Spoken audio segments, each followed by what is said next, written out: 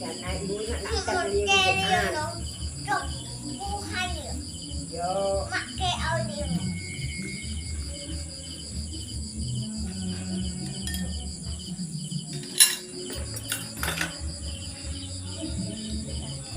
cái nát thiếu mình giờ đâu thiếu tàu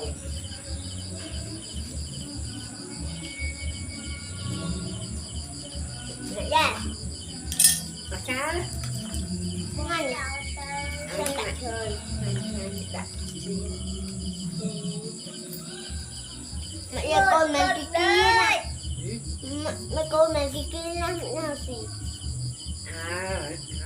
bây giờ chân này mà nhầm chạy hành nữa bỏ chạy Mẹ đi tóc á. Đặt không ngon ơi mà đâu mà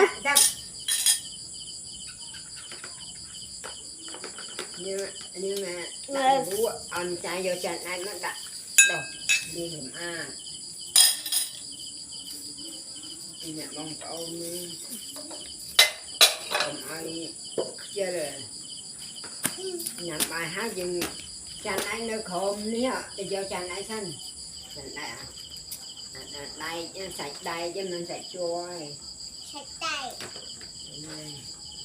anh nhặt liền ăn hú chạy nè đâu anh nhặt liền làm Cô đặt riêng. Riêng nhặt đâu?